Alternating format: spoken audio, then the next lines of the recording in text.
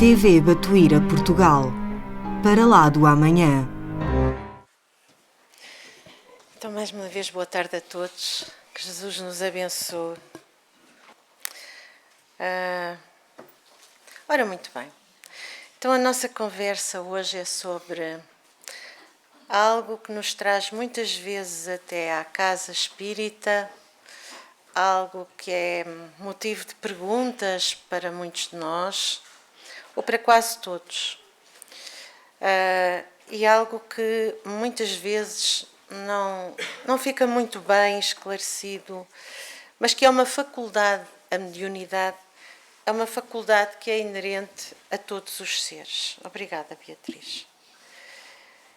E este assunto é um assunto que gera muitas e muitas discussões, não no mau sentido, mas que a gera, discussões e que muitas vezes precisa de ser clarificado. A nossa conversa de hoje é feita toda com base num livro muito simples, de um espírita que todos nós conhecemos, mas que já não está entre nós, que é Richard Simonetti. O que é que ele nos vai contar neste livrinho, muito simples, de perguntas e respostas, porque é um livro de perguntas e respostas. Ele vai nos falar sobre aspectos que dentro de cada um de nós muitas vezes são colocados e que não obtêm resposta. E que muitas vezes também são divulgados de uma forma menos correta e que de facto ele vai clarificar ao longo do livro. Nós não vamos trazer o livro, nós vamos trazer alguns excertos do livro, não é? Algumas perguntinhas com as quais ele nos vai respondendo sobre aspectos que muitas vezes até o comum daquele que não é espírita pergunta, porque são os tais que têm contacto com os espíritos, que veem os espíritos, mas afinal, o que é ser médium? E o que é a mediunidade? Em primeiro lugar, vamos partir do mesmo ponto de partida. Todos somos médiuns, sem exceção. Só que a mediunidade tem graus. Ela não existe para todos da mesma forma. E como ele nos diz, depois da pergunta, ele diz-nos que, na sua expressão mais simples, trata-se da sensibilidade à influência do mundo espiritual. Não mais do que isso, sensibilidade. E todos nós temos sensibilidade. Logo, todos somos médiuns, ou seja, todos somos seres interexistenciais, todos comunicamos entre o plano físico e o plano espiritual. Só que alguns têm os sentidos mais apurados, mais desenvolvidos, mas todos temos este sentido a que ele chama sexto sentido e que nos coloca em contacto com o mundo dos espíritos. Aquele telefonema que se faz a alguém porque nós ficamos com aquela pessoa na cabeça, as mães então fazem muito esses telefonemas. Aquelas pessoas que estão a pensar uma na outra e uma delas telefona, ou então uma pensa muito e acaba por encontrá-la de forma absolutamente fortuita, mas não há acaso. Tudo isso faz parte do que é o sexto sentido e que nos coloca em contacto com o mundo dos espíritos, assim como o tato, o paladar, o olfato e a visão e a audição nos colocam em contacto com o mundo dos homens. Nós temos muito mais sentidos do que os 5 sentidos que temos de facto. O nosso perispírito, que já vamos falar a seguir, o perispírito é um corpo pleno de sentidos. Não vê só pelos olhos, não ouve só pelos ouvidos, é um corpo pleno de sentidos. Sentidos esses que nós não conseguimos ver, não conseguimos sentir através do nosso corpo físico. É como se tivéssemos um abajur a fazer, e é o velador da luz, não é? Ele é o velador da luz. Então nós estamos dentro de um corpo físico, mas temos um outro corpo pleno, cheio de sentidos. E esses sentidos, de vez em quando, desses sentidos, todos nós temos então esse sexto sentido. Há quem diga que as mulheres têm o sexto sentido mais apurado que os homens, o que também é verdade, porque nós temos aqui sempre mais mulheres do que homens. Não é por acaso que elas são as primeiras a procurar tudo aquilo que diz respeito ao espírito. É porque elas já têm esse sexto sentido, mais desenvolvido. Não significa que os homens não o tenham. Então, Simonetti vai perguntar, isto significa que todos somos médiuns? Todos temos sensibilidade que nos habilita a receber influências espirituais. E o próprio Livro dos Espíritos, a dado momento, quando Kardec faz a pergunta se somos influenciados, ele diz que somos muito mais, no dia-a-dia, ele vai nos dizer que nós somos muito mais, ele não, os espíritos superiores, vão-nos dizer que somos influenciados muito mais do que poderemos supor. Então nós estamos sempre a ser influenciados porque vivemos num mundo de ondas, e num mundo que tem não só seres materializados, mas seres com uma outra qualidade de matéria, que é o corpo espiritual. Só que nem todos, continua, somos suficientemente sensíveis para produzir fenómenos mediúnicos. Esta é a diferença. Há alguma coisa que vai fazer com que um seja médium ostensivo e o outro não seja. E o que é isso? Que vai fazer com que um seja médium ostensivo e o outro não seja. O ser médium ostensivo, para quem não sabe, pode ser ver, clarividência, não é? Ouvir, audiência, ou aquilo que erradamente se diz incorporar, porque não há incorporação, mas que é a psicofonia, quando um espírito fala através de alguém encarnado. Não há incorporação. Mas às vezes chama-se incorporação. O que é que o médium afinal tem, o médium ostensivo? O que é que determina a diferença? Então, vamos imaginar alguém diz-nos que está a vestir uma compacta armadura. Somos nós. O nosso corpo físico amortece tudo aquilo que nós sentimos. Nós estamos, como nos dizem os espíritos, num escafandro. Portanto, podemos imaginar o que é que está se não estivéssemos no escafandro, mas só conseguimos imaginar, mais nada. Que o impeça de ver e ouvir o que se passa ao redor. Nós estamos impedidos. É André Luiz que nos diz que nós somos cegos. Nós não vemos mais de 10%. Somos cegos do mundo espiritual. É o que ocorre connosco quando reencarnamos. Nós vestimos esse denso traje de carne, chamado corpo, que vai inibir as nossas percepções espirituais. E lá vem o nosso esquecimento do passado. Nós precisamos dele. Porque como o que está lá atrás não é muito feliz, esta é a nossa melhor encarnação, nós precisamos de esquecer para conseguir suportar encontrar-nos com os inimigos e não os odiar de novo, ou eles não nos odiarem a nós, porque nós também temos as nossas dificuldades.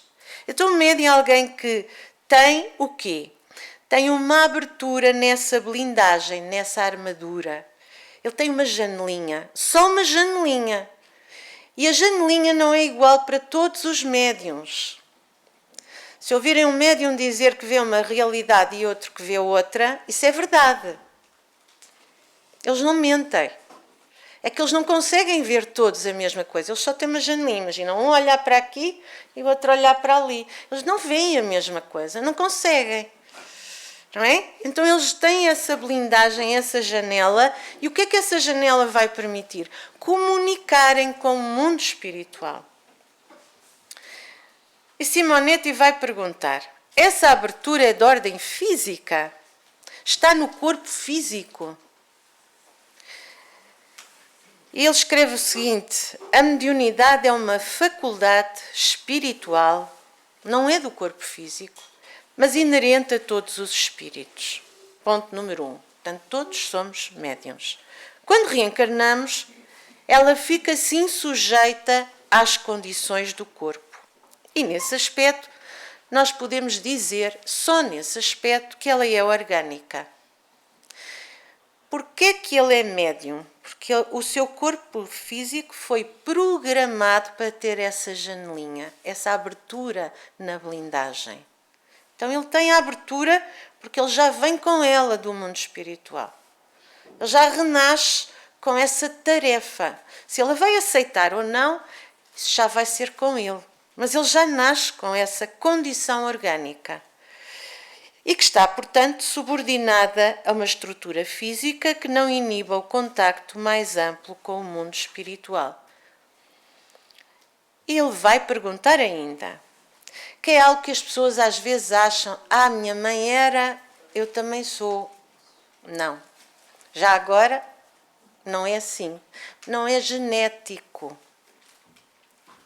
Nem é genético pela matéria, pelos genes, nem é genético pela espiritualidade. Também há uma genética espiritual. A mediunidade não se subordina à genética. O intermediário entre os dois planos é alguém que foi preparado para isso no mundo espiritual. E como é que foi preparado? Normalmente é alguém que quer evoluir mais rápido. Ainda que depois vá ter um trabalho difícil, mas quer evoluir mais rápido, no plano espiritual. E cheio de boas intenções para evoluir, esse espírito vai se submeter, como nos diz, a estudos e a operações magnéticas que vão preparar o seu corpo físico. Então, esse corpo físico vai ser preparado de forma a ele ter essa sensibilidade. Por isso, uns trazem uma tarefa mediúnica e outros trazem outra tarefa mediúnica. Não temos todas as mesmas tarefas mediúnicas, não é? Cada um tem a sua. Então, como é que nós denominamos esses tipos de sensibilidade? Maior ou menor? Podemos definir, como nos diz então, médium homem como uma condição inerente ao ser humano. Então nós somos todos médiuns homens ou médiuns mulheres, porque é uma condição inerente a todos nós, ao nosso sexto sentido. Todos sofremos a influência do espírito em maior ou menor grau.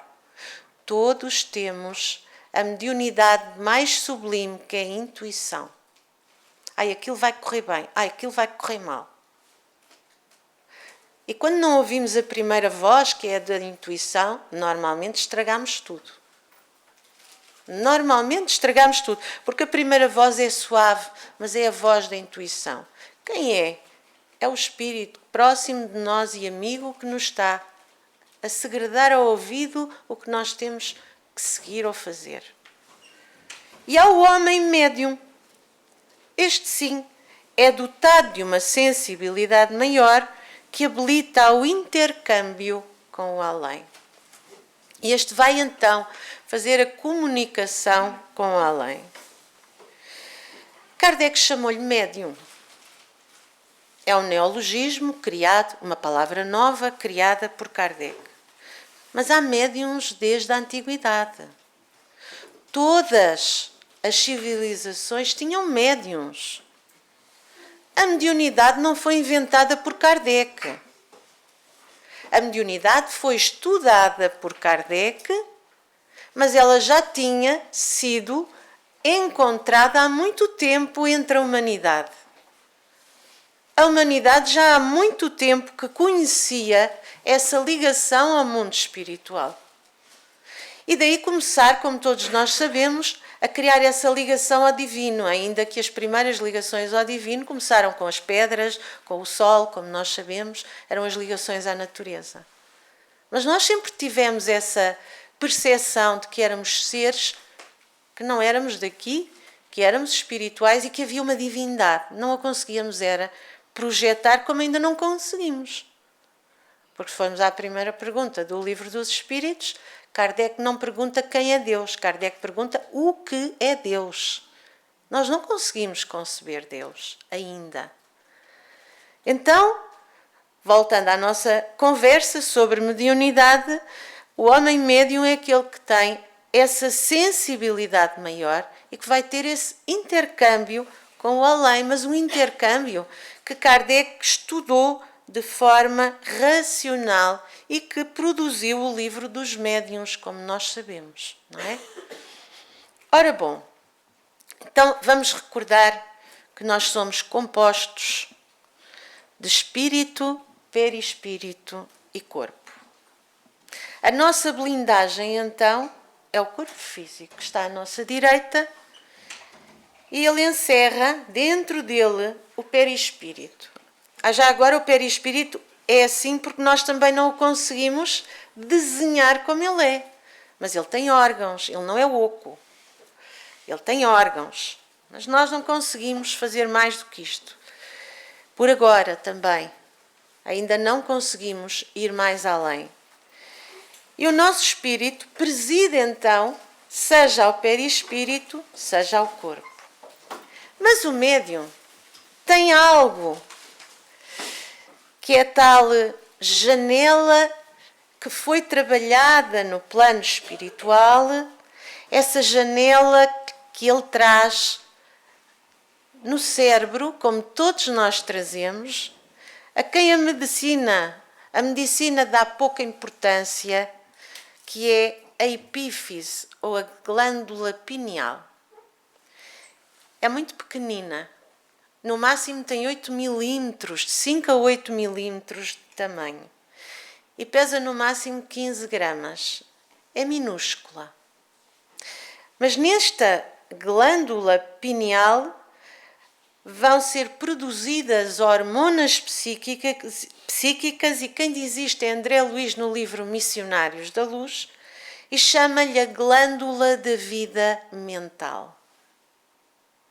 A medicina já vai começando a perceber que ela afinal não morre, não fica parada completamente, pois André Luiz já no século XX, não é? Na primeira metade do século XX, ele vai dizer aquilo que a ciência negava, é que ela era um avançado laboratório de elementos psíquicos da criatura terrestre.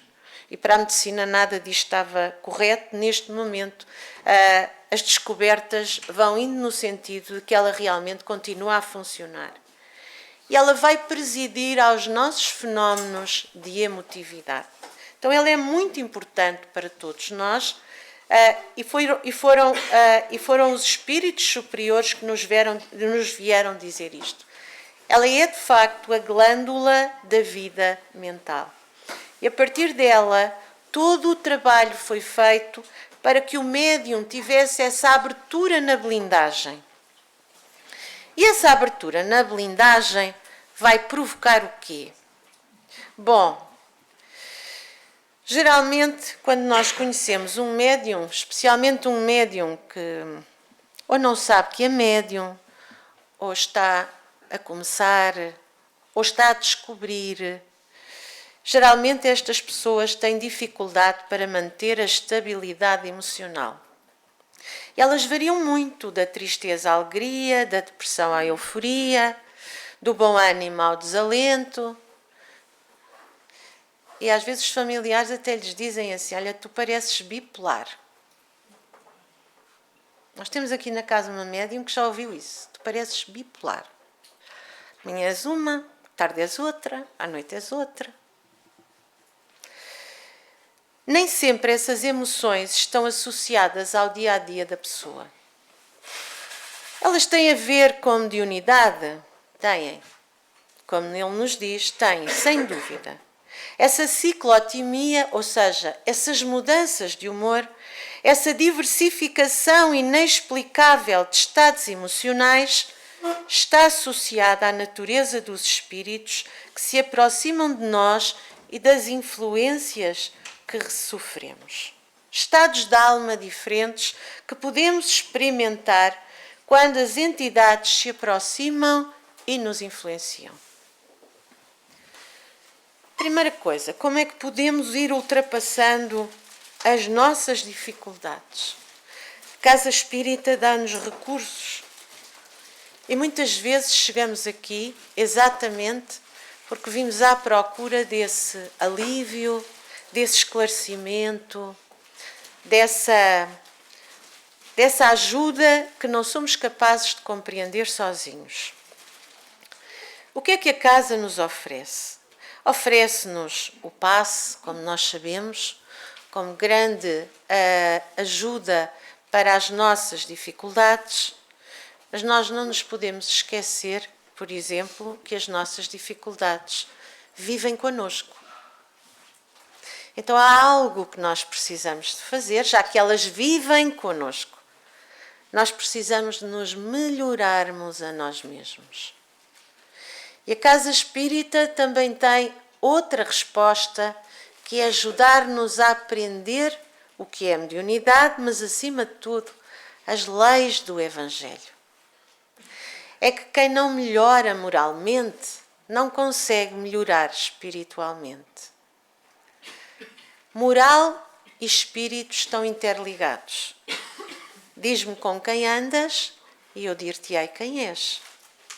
Diz-me o que pensas e eu digo-te com quais são as tuas companhias. Diz-me o que fazes e eu também te digo quais são as tuas companhias. Então, a primeira coisa que a casa nos oferece, para além de nos oferecer o passe e a palestra, a casa oferece-nos a possibilidade de abrirmos os horizontes e de renovarmos os nossos corações. O Evangelho é o roteiro pelo qual nós precisamos de renovar os nossos corações.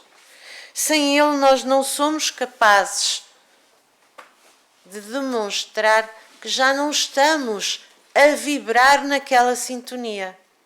É porque o Espírito vem ao nosso encontro mediante a nossa sintonia. É a nossa sintonia, nós sintonizamos tudo na vida, não é? Agora não sintonizamos, alguém sintoniza por nós, mas nós sintonizávamos a rádio, a televisão, agora já não fazemos isso, não é? Tudo muito tecnológico, mas alguém está a fazer esse trabalho. E nós sintonizamos o que queremos ouvir, o que queremos ler, o que queremos ver, e nós continuamos a sintonizar-nos com o plano espiritual. Então, nós vamos sofrer influências de acordo com tudo aquilo que nós pensamos, sentimos e falamos. E quem sintonizamos? Sintonizamos as almas dos mortos? Pergunta. Sim, claro. Então nós vivemos todos no mesmo planeta. Eles estão no nosso planeta porque continuam presos à matéria. E nós estamos na experiência na matéria. Quem são? Homens desencarnados, libertos da matéria, sem dúvida, mas continuam presos aos interesses humanos. Presos ao dinheiro, presos à vingança, presos ao amor que deixaram. Também é possível. Porque o amor que nós vivemos ainda é um amor egoísta. Nós temos que aprender a amar também. São interesses humanos. E eles permanecem entre nós e influenciam-nos, motivam-nos e, se nós deixarmos, até nos conduzem. Então, na pergunta 459 do Livro dos Espíritos, os mentores espirituais respondem a Kardec, informam que essa influência é tão intensa que, não raro, são eles que nos dirigem. Para além disso tudo, o que é que eles ainda podem fazer? Eles podem estar neste plano porque eles ainda não descobriram que desencarnaram. Por isso nós precisamos de estudar, de aprender. Ninguém se lembra de nascer. Se nós pensarmos bem, nós ainda não somos espíritos evoluídos que digamos assim a nós mesmos: eu lembro-me tão bem do dia em que nasci. Não é verdade? Ninguém se vai lembrar de morrer. Ou melhor, de mudar de morada. O que é que podemos fazer? Podemos não ser materialistas, sabermos que existe um mundo para lá deste mundo, que estamos numa experiência humana, mas somos espíritos, almas encarnadas e que vamos voltar para o mundo espiritual. É mais fácil. Porque se nós acharmos que vamos partir deste mundo e vamos dormir, nós vamos tentar dormir. Ou se nós acharmos que não existe nada, nós vamos tentar que não exista nada. Porque é o que eles fazem do outro lado. E vêm até nós para quê? Porque eles precisam de ajuda. Eles não vêm só vingar-se de nós, não é? Também podem vir vinculados aos vícios. Se eu for muito gulosa e gostar muito de comer, lá vêm eles ter comigo porque eu como. E, portanto, eles comem comigo. Eu não quero assustar, mas eles podem comer à nossa mesa e dormir na nossa cama. Orem todas as noites. Se não os querem lá, façam oração todas as noites. É muito bom fazer oração. Porquê? Porque ajudamos-los a serem guiados para outros lugares que eles precisam. Porque eles não são do nosso plano. Isso significa que tanto pensamentos quanto emoções podem refletir simplesmente o que se passa com o espírito que se aproxima? Será que sim? Será que nós podemos refletir emoções e pensamentos que não são nossos? Nós temos que ser mais atentos, muito mais atentos ao que é nosso e ao que não é nosso. E o que não é nosso nós temos que banir. Pouco a pouco nós vamos conseguir. Orai e vigiai, disse-nos Jesus. Então nós temos que fazer esse trabalho. Orar e vigiar. O que é meu? O que é que em determinado momento da minha vida vem sempre ter comigo? Eu até sei. E o que é que eu faço? Eu alimento o pensamento ou não? Se eu alimento, eu estou a alimentar o que se sintoniza comigo. Então, Simonetti diz-nos que é exatamente isso, só que é preciso considerar a questão da sintonia. Geralmente essas entidades guardam compatibilidade com a nossa maneira de ser, as nossas tendências e as nossas ideias. A sintonia é a base da mediunidade e como todos somos médiuns, todos podemos então sintonizar-nos ou com os bons ou com os menos felizes. Qual é a base? A base é o nosso pensamento. Podemos ter pensamentos que nos são intuídos por eles, sim, bons ou menos bons. Mas somos nós que os alimentamos. A seguir, não é? A seguir somos nós que os alimentamos. Como é que melhoramos a sintonia? Exatamente como acabámos de falar. Pela prece, pela leitura, pela reforma íntima, tão difícil de fazer, mas tão necessária, e pelo estudo, porque precisamos de estudar e de trabalhar na seara do bem. Então, não é uma fatalidade, não é determinismo que nós sejamos completamente influenciados por forças negativas. Como é que podemos superar essas influências negativas? Habilitando-nos a receber apenas boas influências? Isso queremos nós. Mas nós ainda não temos a morada certa para só recebermos boas influências.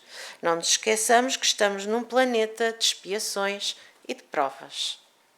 Então a morada é para todos. É para aqueles que são menos maus ou menos ignorantes e para aqueles que são mais ignorantes.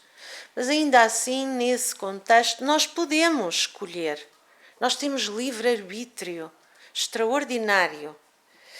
Então, na pergunta 469, o codificador vai perguntar, faz essa mesma pergunta e o mentor, o espírito superior, vai dizer-lhe: praticando o bem, mudamos a sintonia se praticarmos o bem e até ficamos felizes, ficamos mais plenos. Descobrimos que a nossa vida, afinal, é extraordinária, não é nada daquilo que nós poderíamos pensar. E pondo em Deus a nossa confiança. Nós temos que trabalhar a fé, todos nós. Porque é uma brecha. Se não a trabalhamos, a dúvida é uma brecha. Nós temos que trabalhar o contrário, a fé. A fé e a confiança em Deus. A fé e a confiança que estamos sempre protegidos. E estamos. Vamos afastar-nos da influência negativa? Vamos. Mas para nos afastarmos, não podemos vir à casa espírita só enquanto temos o nosso assunto para tratar. E depois vamos-nos embora. É como se nós disséssemos assim: ó Deus, olha, agora cuida de mim. Olha, Deus, agora não preciso mais, vou-me embora. E ao ir-me embora, eu levo a minha casinha limpinha, minha casinha espiritual. E então, como ela está limpinha, se ela tinha lá 4 ou 5, ela pode ter 10 ou 11. Nós temos em média 4 companhias. Isso é garantido para todos nós. Porquê? Nós temos as nossas anteriores encarnações foram difíceis. Nós erramos. E por muito bons que nos tenhamos tornado até agora, não bons no sentido de sermos bons, mas no sentido de estarmos melhores, nós temos as nossas dívidas do passado. E ficámos, como vimos, com aquela blindagem que felizmente nos faz esquecer as nossas dificuldades para que nós estejamos a escrever uma história diferente. E nós estamos a escrever uma história diferente se quisermos. Mas está lá a nossa dificuldade. E há aqueles que já nos perdoaram há muito e já seguiram a sua história. Mas há aqueles que não conseguiram perdoar-nos. E estão connosco. Como é que eu vou convencê-los que já mudei? Eu tenho que os convencer. E o que é que a doutrina nos diz? Que nós temos que praticar o bem e que temos que pôr em Deus a nossa confiança. Porquê é que praticamos o bem? Porque eles vão aprender que nós somos diferentes. Os meus desafetos não me veem como eu sou hoje. Veem-me como a malvada que eu fui lá atrás. Por muito que isso me doa, eu não posso desejar-lhes mal, porque foi lá atrás que eu lhes fiz e provoquei as dificuldades. E eles não conseguem perdoar-me. Como é que alguns deles estão a perdoar-me aos poucos? Reencarnaram no mesmo seio que eu. Estão aqui comigo, se calhar nesta sala. Na minha família. São aqueles que eu encontro e o meu sexto sentido diz assim: não gosto nada desta pessoa. Mas ela nunca me fez mal nenhum. Mas a mediunidade trabalha em mim todos os dias, 24 horas. E todos nós temos estes pequenos desafetos com os quais renascemos no mesmo seio que encontramos no caminho para nos afinizarmos e perdoarmos as nossas dificuldades. São esses que precisam de trabalho dentro de nós para nós percebermos porque é que não conseguimos simpatizar com aquela pessoa. Ela nunca nos fez mal, acabamos de a ver pela primeira vez. Mas depois também temos o familiar difícil com quem não nos entendemos. Mas é que a maioria das famílias são inimigos. Alguns são amigos, mas a maioria estão ali a burilar dificuldades do passado. Então podemos livrar-nos das influências negativas? Podemos. Dos desencarnados? Sim. Mas temos que fazer algo por nós. Não podemos ficar parados e não podemos vir à casa espírita só resolver o nosso assunto e dizer adeus. Então adeus, até à próxima. Agora estou bem, agora vou-me embora. E levo a minha casinha limpa. Mas está limpa, então ainda é melhor. Entraram 3 da primeira vez, agora entram 6. Ou 7, ou 8. O que é que eu preciso de fazer? Eu preciso de me conectar com aquele que me criou. Porque eu vou voltar para lá. Então, como funciona esta ligação? Como é que eu me livro das influências negativas? A confiança em Deus sustenta o equilíbrio das emoções. Nas situações difíceis, evitando os estados depressivos que nos tornam vulneráveis às influências inferiores. Uma depressão é uma tristeza, não é mais do que isso. E se eu estiver triste, eu atraio os tristes. Então o mundo funciona por sintonia. Se eu estiver triste, eu atraio os tristes. Se eu estiver alegre, eu atraio os alegres. Se eu trabalhar para o bem, eu vou atrair os trabalhadores do bem. São todos esses que eu vou atrair. E a prática do bem vai colocar-nos em sintonia com as fontes da vida, facultando a infalível proteção dos benfeitores espirituais. Se nós fizermos uma prática continuada no bem, não é dar esmola. Dar esmola é importante. Mas isso é o início de nós aprendermos a sermos caridosos. É colocarmos a nossa vida, o nosso tempo, a benefício dos outros. Isso é que é a prática do bem. Eu vou ao encontro do outro que está caído e os meus 4 amigos vão comigo e eles vão começar a perceber que afinal eu já não sou como eles me conheceram no passado. E é aí que eles vão ser instruídos pelos benfeitores e pouco a pouco se vão afastando de nós e fazendo a sua vida, indo ao seu caminho, que eles têm um caminho no plano espiritual que não aceitam. Eles não aceitam sair do pé de nós. Bom, então é comum a pessoa com problemas envolvendo depressão, angústia, doenças crónicas, ser informada no centro espírita: você é médium. Deve desenvolver a sua mediunidade para sarar. Nós aqui estamos a falar sobre desajustes espirituais. Como nós sabemos, à casa espírita nós chegamos ou pela dor ou pelo amor. A maioria chega pela dor. A maioria. E quando cá chegamos, muitas vezes sofremos destes ou de outros problemas. Será que sofrer destes problemas é sermos médiuns, já que médiuns somos todos? Será que devemos desenvolver a mediunidade para sarar? Porque nós queremos curar-nos, nós não nos queremos tratar. Tratar é fazer aquilo que acabei de referir. Não é? Acabámos de referir. É vir aqui, receber um tratamento, ficar bem, ir embora. Eu tratei-me, mas eu não me curei. Não consigo curar-me em tão pouco tempo. Então eu andei a fazer tantas asneiras durante milénios, como é que eu me vou curar em tão pouco tempo? Então deve desenvolver a sua mediunidade para sarar.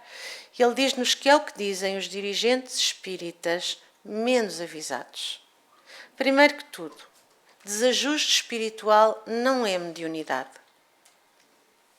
É importante que nós consigamos compreender e distinguir as duas coisas. Nós podemos ter um desajuste espiritual com todas estas características, mas isto não é mediunidade. Então, não podemos confundir as duas coisas. Elas são diferentes. O que é que faz a pessoa nesta situação? Vem à casa espírita, vem à palestra, toma passe, eventualmente, se precisar, pode ir para um tratamento.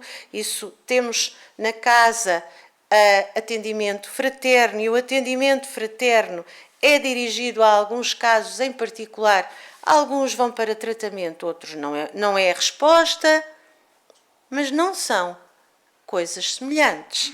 Desajuste espiritual não é igual a mediunidade a desenvolver. Mas há casos em que a pessoa vivencia fenómenos espirituais vendo e sentindo os espíritos. É verdade. e ainda assim não é médium. Porquê? É por isso que nós precisamos de estudar. Porque se alguém nos disser que vivencia fenómenos, que vê e sente, nós vamos... é médium. Não tem que ser médium. O que é que poderá estar a acontecer? Se estiver tensa, doente e nervosa, em face dos seus problemas existenciais, ela vai experimentar uma superexcitação psíquica. E vai, sim, ser levada a ver e a sentir o mundo espiritual. Ela vai ver coisas, vai ouvir coisas, mas ela não é médium. Ela está temporariamente com uma superexcitação psíquica e não precisa desenvolver mediunidade alguma porque ela não existe. Então o que é que ela deve fazer? Esta sim, a superexcitação psíquica deve procurar a ajuda através daquilo que nós também temos aqui no Batuíra, que é o atendimento fraterno. Deve tratar-se espiritualmente, deve procurar um centro espírita bem orientado e um companheiro esclarecido vai orientar quanto às providências necessárias em favor da sua estabilidade física e psíquica. Então, no início, o que nos devemos preocupar é com estes preceitos que acabamos de falar.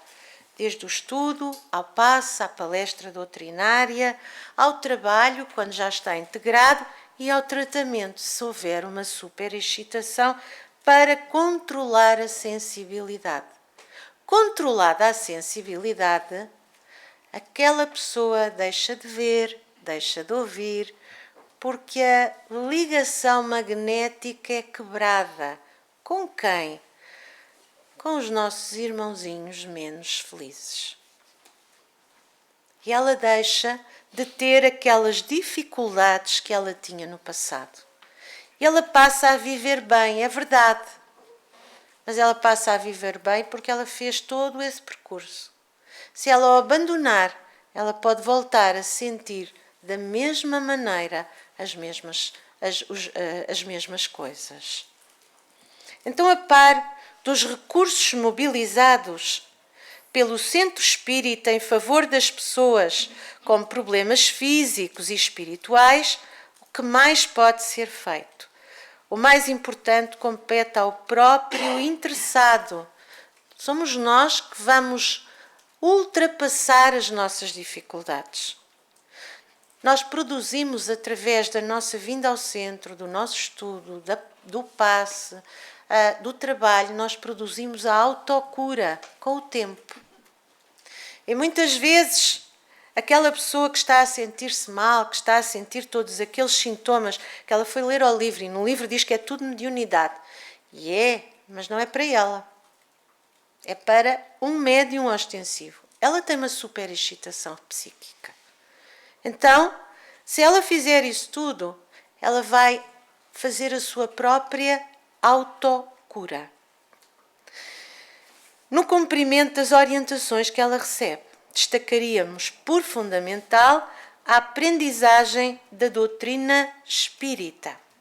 E o Evangelho segundo o Espiritismo, no capítulo 6, o Espírito da Verdade vai nos dizer exatamente isso. Espíritas, amai-vos e instruí-vos.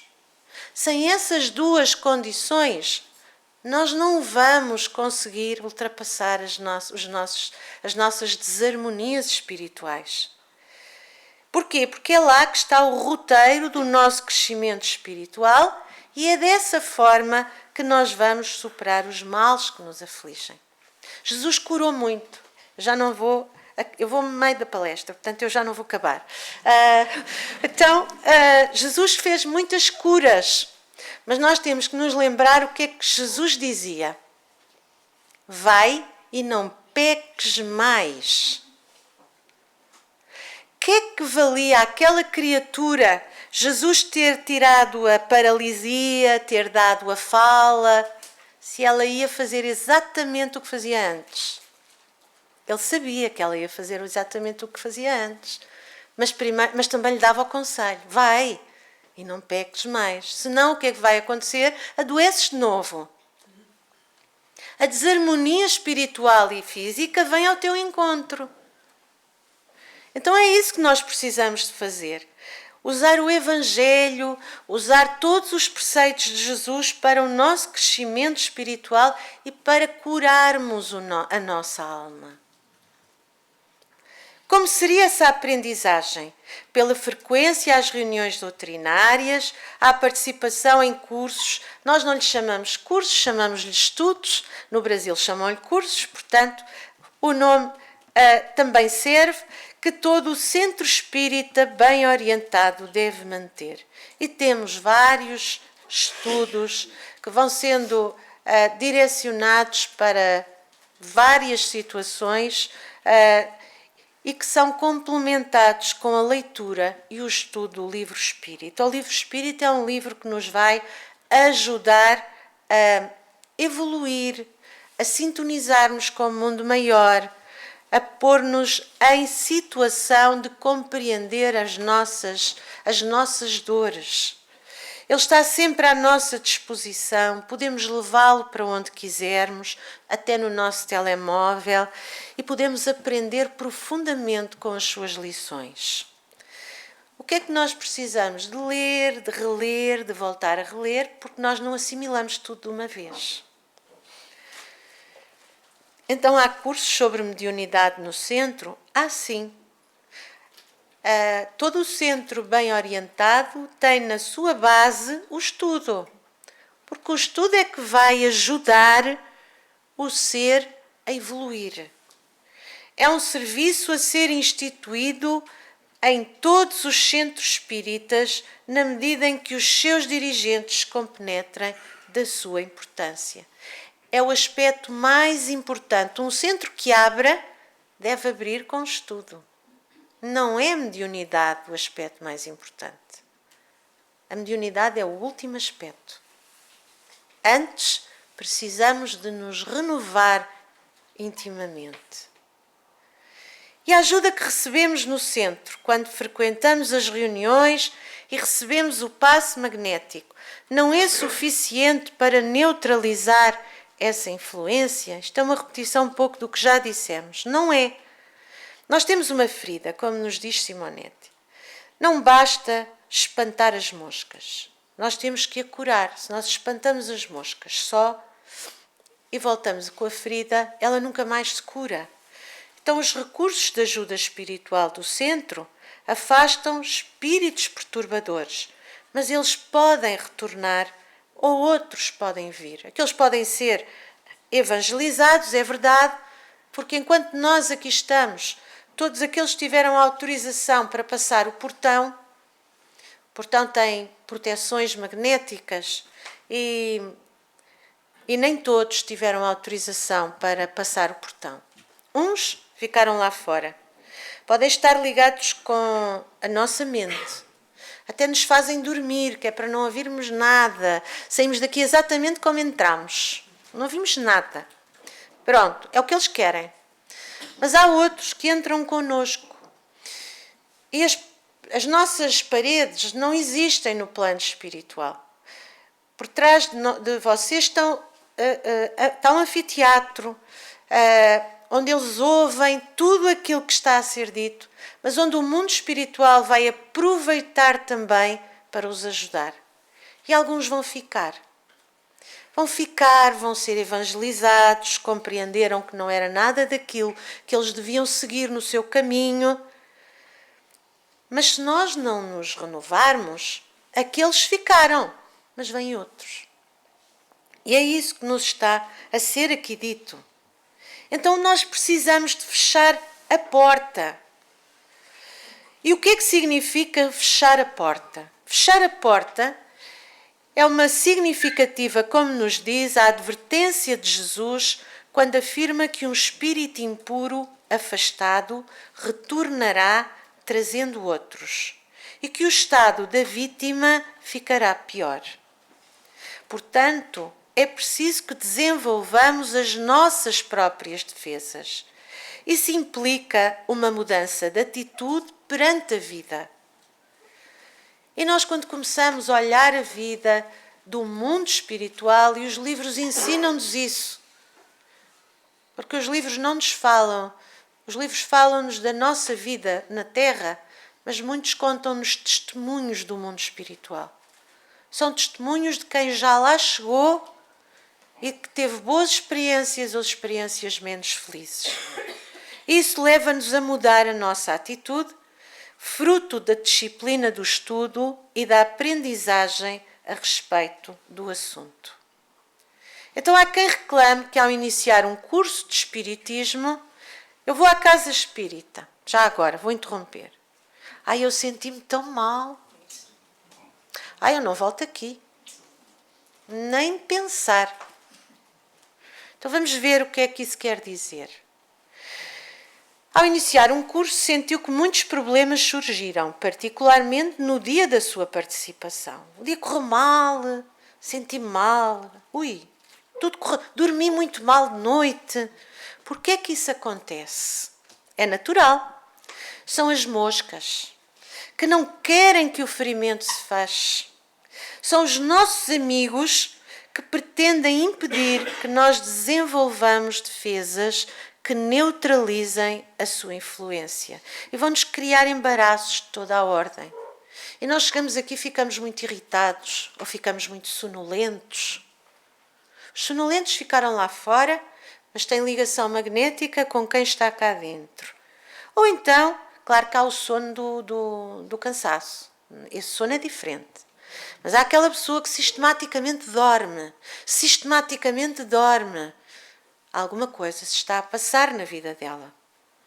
Então, essas moscas vão nos impedir entre aspas, nós é que vamos decidir, porque o livre-arbítrio é nosso. E agora vamos a uma outra questão, e estamos quase a acabar.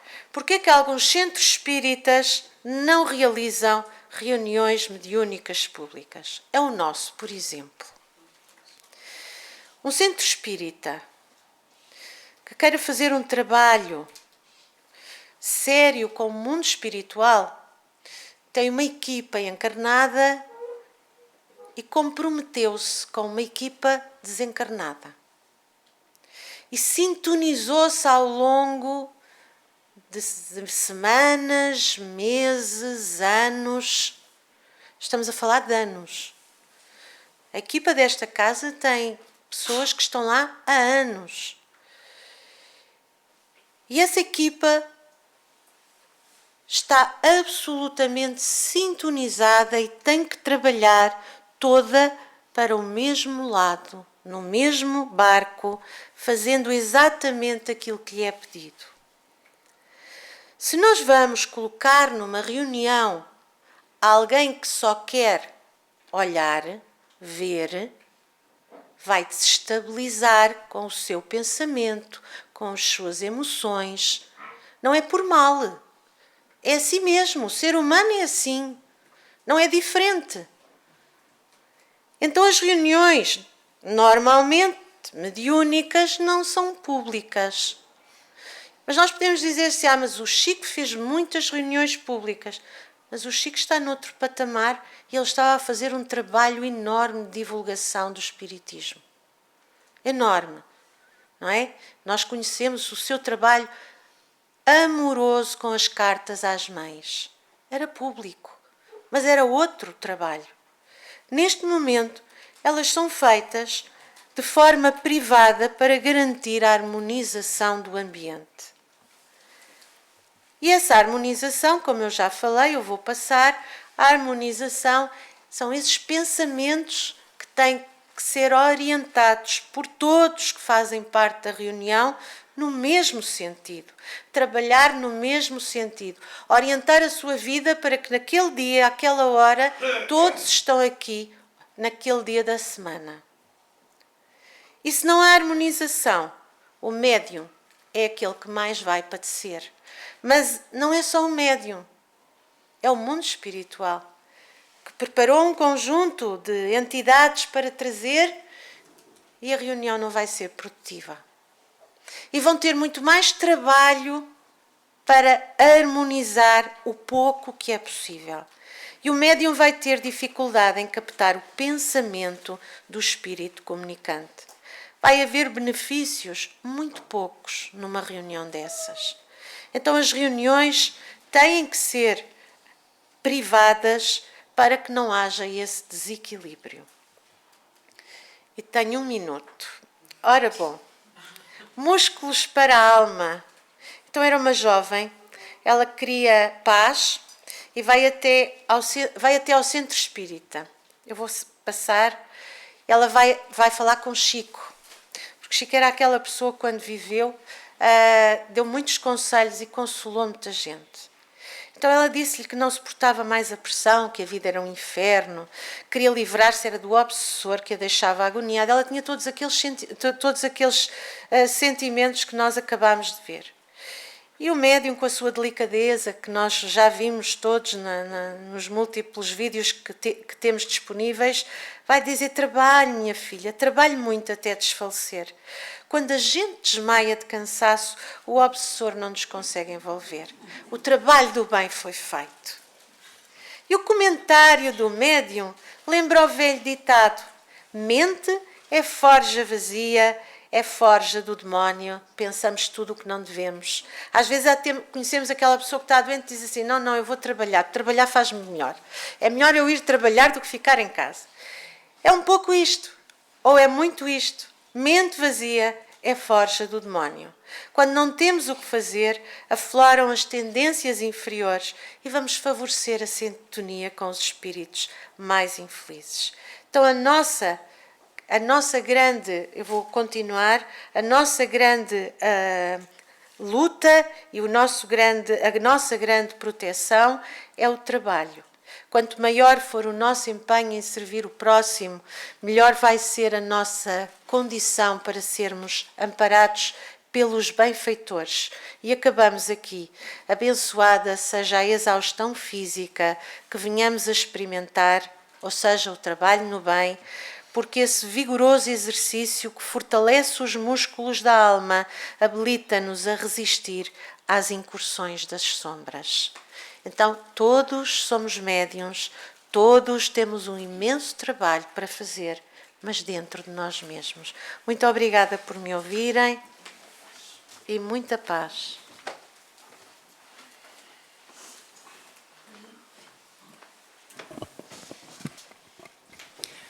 Boa tarde. Vamos então encerrar com a nossa prece final. Peço que se coloquem confortavelmente em suas cadeiras, serenando o pensamento, elevando a figura de nosso Senhor Jesus Cristo. Deus, nosso Pai, e Jesus, amado Mestre, médico de nossas almas.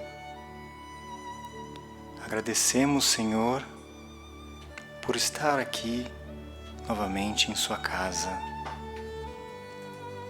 Agradecemos, amado Mestre, por todos os recursos que o Senhor nos entregou, sejam eles materiais ou imateriais. Agradecemos, amado Mestre, todo o conhecimento que o Senhor faz chegar até nós, que o Senhor possa nos fortalecer, para que consigamos empregar esses recursos da melhor forma possível, trabalhando no bem e em favor de nossos irmãos. Senhor, agradecemos também a presença dos Teus missionários da luz, dos trabalhadores desta casa. Em especial agradecemos ao nosso Pai espiritual Batuíra, que tanto faz por todos nós e conduz essa casa. Senhor, pedimos que essas bênçãos que aqui nos têm chegado possam não só nos fortalecer, mas que elas possam também ser partilhadas com todos aqueles que estejam em nosso caminho. Obrigado, Senhor, pelas bênçãos recebidas aqui, durante a palestra, no passe, e que a luz que se faz presente nessa casa possa sempre chegar ao mundo lá fora, aos nossos irmãos que ainda não compreendem o caminho que leva a Ti, que eles sejam também fortalecidos por Ti, Senhor, que eles sejam tocados em seus corações, em suas consciências, para compreender que o Senhor é o caminho, a verdade e a vida. E assim, Senhor, pedimos licença para encerrar os trabalhos desta tarde, que possamos levar conosco essas bênçãos e a Tua proteção. Que assim seja, graças a Deus. TV Batuíra Portugal. Para lá do amanhã.